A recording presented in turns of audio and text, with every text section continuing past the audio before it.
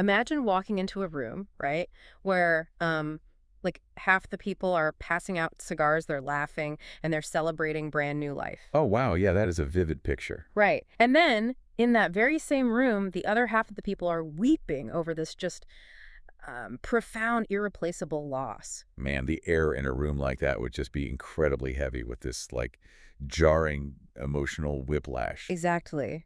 You don't know whether you were supposed to smile or cry, so you just stand there, completely overwhelmed by this collision of absolute joy and absolute devastation happening in the exact same physical space. I mean, it is arguably one of the most difficult psychological spaces to occupy as a human being Yeah. because human nature desperately wants our seasons to be clean, Hmm. neat and categorized. Yeah, we want the neat little boxes. Right. We want to be in the season of celebration or we want to be in the season of mourning. To have both happening at the exact same time demands a level of emotional bandwidth that, well, most of us simply do not possess on a daily basis. Which is exactly the tension we are stepping into today. Welcome to a special edition of our deep dive. We are actually calling the series Zion Recap. Yeah, I'm really looking forward to this one. Me too. So, our mission today is to unpack the reality of that exact emotional whiplash by looking at a deeply moving message delivered by Pastor Roy at Zion CC. This was back on July 19th, 2026. And, before we get into the heavy stuff, I think we should mention to you listening, if you find yourself wanting to hear the full original sermon for yourself, you should definitely head over to Zion CC's YouTube page and find the video with the same title. Yes, highly recommend checking out the original source. But today we are taking a deep dive into a topic from that message that every single person listening has wrestled with at some point. We're talking about suffering, our attitude toward it, and how to find hope when the universe just feels incredibly unfair. Yeah, and to grasp the actual weight of the concepts we're about to discuss today, Hmm. we really have to look at the specific atmosphere in the room that Sunday. Because Pastor Roy stepped up to speak on a morning marked by that intense duality you were just describing. Right, because on one hand, the church was celebrating new life. I mean, Ellen and Wyatt had just brought their new babies to the service. Oh, that's always such a great moment. It is. Yeah, And the community was welcoming new people too, like Gabe and Maria. So there was this genuine, just palpable joy of growth and beginnings in the room. but simultaneously the community was totally reeling Yeah. because Dina Rodriguez, who was a beloved worship leader and had literally helped plant the church, she'd passed away that very morning.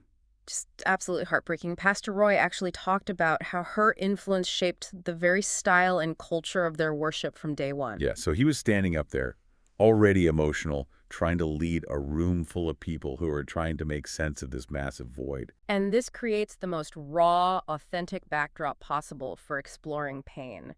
We aren't looking at some theoretical, academic lecture about theology here. No, not at all. We are looking at a real-time collision of joy and grief. It forces the question that Pastor Roy tackled head-on, which is, how do we reconcile the idea of a good God with profound, seemingly senseless pain? And the first major point he made to answer that actually stopped me in my tracks. Because experiencing loss like the church losing Dina is so incredibly devastating, our default human setting is to just avoid pain at all costs. Right, which makes total biological sense. Exactly. If you touch a hot stove, you pull your hand back. But Pastor Roy noted that when we apply that physical reflex to our emotional and spiritual lives, well, our intense desire to skip suffering actually becomes the root of so many of our biggest life issues. Which right away, that feels a bit counterintuitive, doesn't it? I mean, shouldn't avoiding pain keep us safe? Right, that's what you would think. But it only keeps us safe in the immediate second. It ends up creating a massive secondary layer of destruction over time. Yeah, if you think about the mechanism of avoidance, he connected this directly to things like the development of addictions or even the tendency to ignore glaring red flags in toxic relationships. Oh, that makes so much sense. Because when you know a habit or a person is destroying you in the long run, the logical move is to cut them out. But the immediate act of removing them, like the physical withdrawal or the really messy breakup or even just the awkward confrontation. It causes a huge spike of intense temporary pain. Exactly. So to avoid this sharp pain of healing, people settle for the chronic, dull ache of slow destruction. It's basically like refusing to go to the dentist for a cavity because you're terrified of the momentary drill, Right. and as a result, you end up losing the entire tooth to decay. You literally trade 10 minutes of discomfort for a lifetime of missing teeth. Yeah, that's a perfect way to put it. But I actually have to push back here for a second because this kind of paints a picture where going through the pain automatically fixes everything. Oh, I see what you're saying. Right, like when the pain does finally come and we are forced to deal with it, it doesn't magically turn us into better, more enlightened people right away. Usually, I mean, my first reaction to suffering isn't growth, it's defensiveness. And that is a brilliant observation, one that Pastor Roy actually confessed to himself during the message. In a very vulnerable moment, he admitted that suffering often makes him prideful. I found that to be such an unusual pairing of words.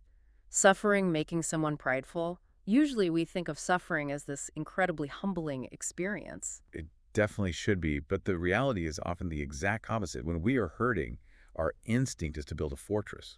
We use our pain as the armor. Oh, totally. We look at a friend or a mentor offering advice or comfort, and the immediate internal monologue is, you don't know what I've been through. You've never been a manager under this kind of stress. You've never been divorced. You've never lost a parent. Wow. Yeah.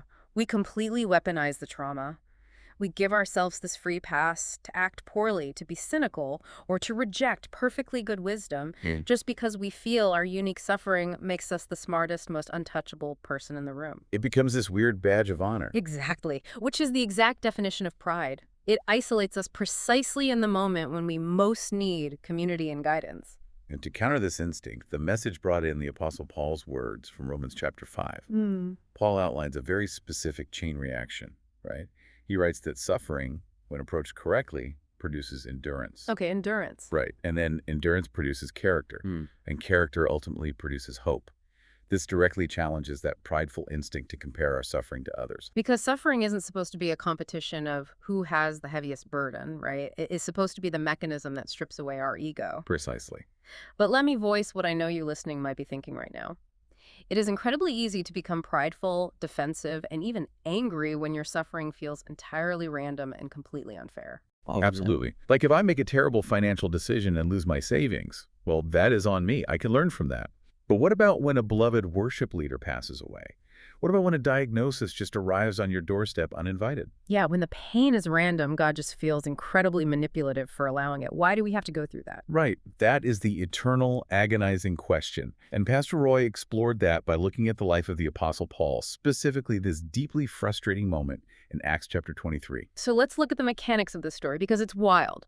Paul is in the final critical season of his ministry. He has traveled the known world, he has preached, he has endured beatings, and now he is facing a massive, life-threatening crisis in Jerusalem. The religious leaders are so furious with him that 40 men actually conspire to assassinate him. They make a literal vow not to eat or drink until Paul is a dead man. The tension is just incredibly high.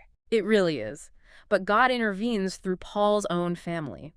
His nephew overhears the assassination plot, runs to warn the Roman commander, and Paul is smuggled out of the city under heavy guard in the middle of the night to the governor, Felix. So Paul is miraculously saved. Now, if you are reading this as a narrative, this is the triumphant moment where God flings the doors open, vindicates Paul, and sets him free to keep changing the world. You'd expect some big victory lap. Right. But the reality is a complete gut punch. Felix, hoping to extract a bribe from Paul and wanting to do the religious leaders a political favor, he just leaves Paul in a prison cell in Caesarea Unbelievable. for 2 entire years. 2 years of just rotting in a cell after a miraculous rescue. I mean, if I am Paul, I am screaming at the ceiling, asking why God bothered to save me from assassins just to put me on a shelf to be forgotten. It looks completely unjust. But this period of forced waiting, this deeply unfair imprisonment, was actually the unseen incubator for something massive. Oh, wait, this is where the letters come in, right?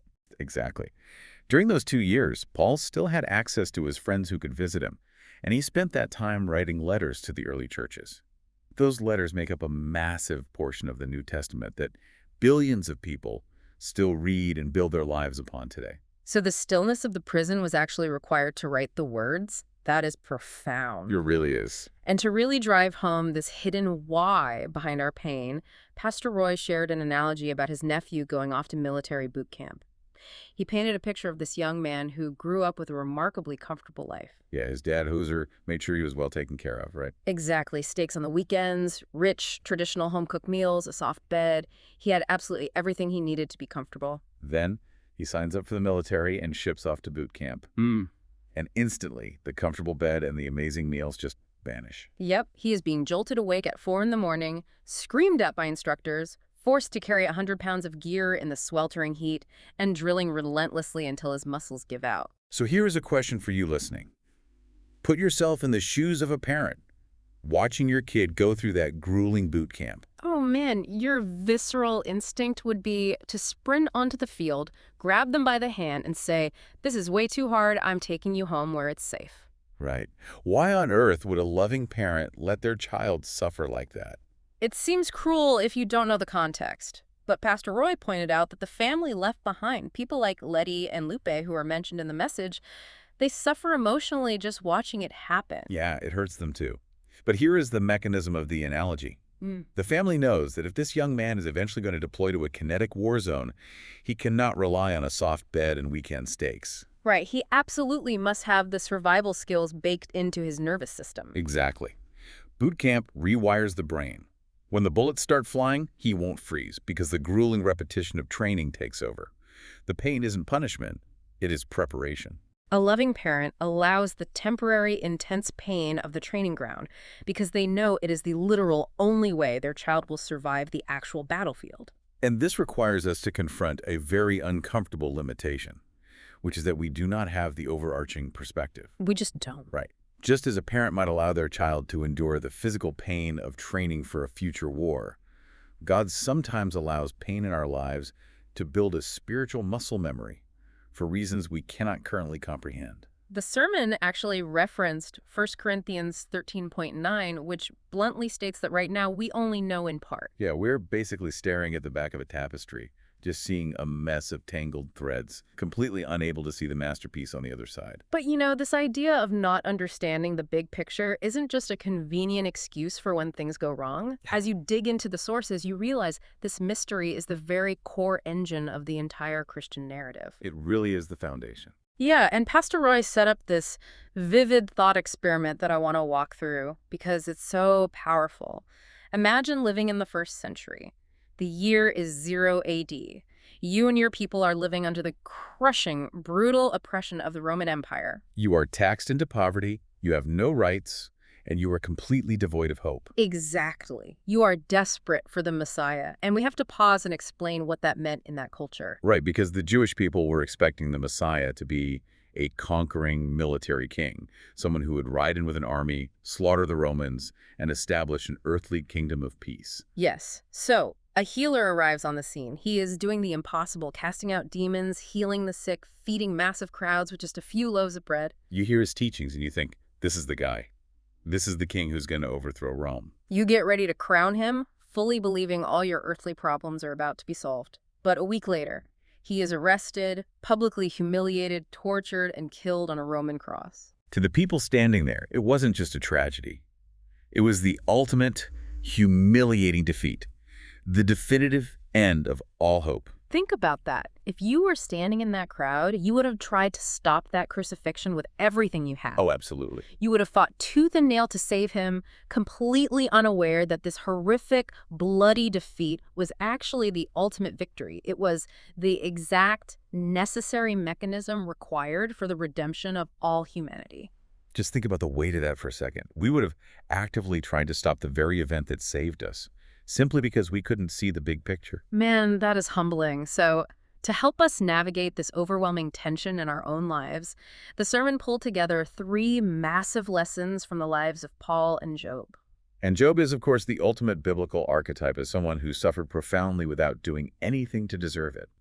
I mean, he lost his wealth, his health, and his children in a matter of days. It's unfathomable, but how do you actually put those lessons into practice without just, checking out of life? I really struggle with how to apply this practically. Well, the first practical step is choosing to trust God for transformation. We have to acknowledge that not all suffering is fair. Job didn't earn his pain, and neither did Paul in that Caesarean prison. Right. Karma tells us we deserve our pain, but the biblical narrative says otherwise. Exactly. We have to trust that God's ways are bigger than our immediate circumstances, and that the process is transforming us, even when the finish line is entirely invisible. That leads directly into the second lesson, which honestly feels like the most difficult one to actually do, which is live a life of prayer in the dark. Yeah, that's incredibly tough. The sermon noted that Job was so devastated by his losses that he literally cursed the day he was born. He was furious, he was confused, and he was in absolute agony. But here's why that matters. He kept directing that anger at God. He didn't turn his back and walk away. He didn't give God the silent treatment. Right, staying in the argument is a profound act of faith. True faith is not the absence of anger or confusion. True faith is bringing that raw anger directly to the source. Job stayed in the room with God. Don't run from the presence of God. Seek it, even if you were just yelling your frustrations. God was able to comfort Job because Job remained engaged with him. That is so freeing to hear. And the third piece of this is accepting the mystery. At some point, the agonizing search for why has to end. It has to. We will not understand everything in this lifetime. We just won't. Eventually, we have to make peace with that reality and trust the character of God over our own limited ability to comprehend our circumstances. But I can imagine someone listening right now and thinking, okay, accept the mystery, trust the process. How is this any different from fatalism? How is this different from just giving up and saying, whatever happens, happens? It is a vital distinction. Pastor Roy actually addressed this by bringing in a brilliant insight from the author Timothy Keller. Keller compares how different major worldviews handle the crushing weight of suffering. Let's unpack those, because seeing the contrast really highlights the mechanics of this. So take fatalism. Fatalism simply says, your pain is your destiny. You must submit to it without complaint. It offers zero comfort, just bleak submission. Right, it's just deal with it. Exactly. Then you have Buddhism, which suggests that suffering is ultimately an illusion caused by our attachments. To stop suffering, you must detach yourself from loving things too deeply. Okay, so that's detachment. What about karma? Karma dictates a brutal ledger. Yeah. If you are suffering right now, you must have done something in a past life to earn it. It basically blames the victim. Ouch. Yeah. And then secularism looks at suffering and says it's entirely random, a biological accident of a chaotic universe, and ultimately completely meaningless. Imagine sitting next to a grieving parent who just lost a child and offering them any of those four options. It's an illusion, or it's meaningless biology, or you earned it. It is profoundly bleak and entirely unhelpful. It is deeply hollow. Yeah. But Christianity offers a radically different framework. It teaches that suffering is overwhelmingly real. It is not an illusion, and God hates it too. It teaches that it is often profoundly unfair. You do not necessarily earn it. But crucially, contrary to the secular view, it teaches that suffering is profoundly meaningful. That's the pivot. Right. If faced rightly, trusting in God's presence, Keller says suffering can drive us like a nail deep into God's love. Drive us like a nail deep into God's love. Wow. The mechanism of a nail is that the harder you strike it, the deeper it secures you to the foundation. The pain doesn't just bounce off. It permanently anchors you to something immovable. And the scriptural backing for this isn't just a polite platitude on a greeting card. Romans 8:28 promises that for those who love God, all things, even the agonizing, confusing, unfair things, are actively being worked together for good. And Hebrews 4.15 offers this staggering reassurance that our God isn't a distant, detached CEO watching us struggle from a corner office. Not at all. We don't have a God who is unable to sympathize with our weaknesses. Jesus suffered. He was tempted. He wept at the grave of his friend. He bled. He intimately, physically knows the human experience of pain. Which brings us full circle back to the emotional reality of July 19th at Zion CC. The church was mourning Dina Rodriguez, wrestling with the very real, very sharp pain of that void. Yeah, that grief was so fresh. And Pastor Roy reminded the congregation that the ultimate resolution to our pain, the ultimate answer to the brokenness of the world, is the resurrection. The resurrection is the hinge upon which all Christian hope swings. It is not just a spiritual metaphor.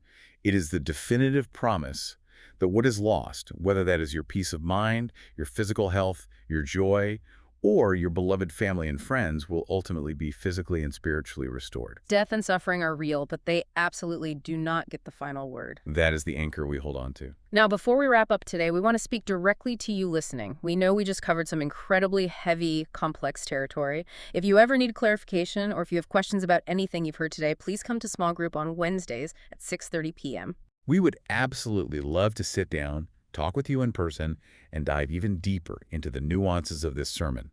You do not have to wrestle with these massive questions in isolation. And to make sure you catch the latest sermon and stay connected with the community, be sure to join us for the Sunday service at either 9 or 11 a.m. As we close out the Zion recap, I want to leave you with a final thought to mull over this week. Yeah, let's hear it. We talked about how a parent sends a child into the grueling pain of boot camp to prepare them for a war they can't yet see. Right. If our deepest, most vital growth happens in the dark, in the 2 years of forced waiting like Paul in a prison cell, or in the devastating, blinding confusion of Good Friday, what if your current season of not knowing why isn't a glitch in the matrix of your life? Oh, that's a powerful question. What if the pain you are trying so hard to avoid is actually the exact nutrient-rich soil required to grow your greatest future strength? Man, it completely shifts your paradigm when you stop asking, why is this happening to me? And start asking, what is this producing in me? That changes everything. It really does. Well, before we go, we want to mention that Zion uses AI tools to help summarize information, sermons, and common questions. While we work extremely hard to keep everything accurate, AI can sometimes make mistakes or hallucinate. We started today talking about the emotional whiplash of walking into a room filled with both new life and deep mourning. It is an uncomfortable place to be. But perhaps instead of rushing for the exits to avoid the tension, the invitation is to stand firmly in it, knowing that the same God who rejoices with those who rejoice is intimately weeping with those who weep. Thanks for joining us for this deep dive. We'll catch you next time.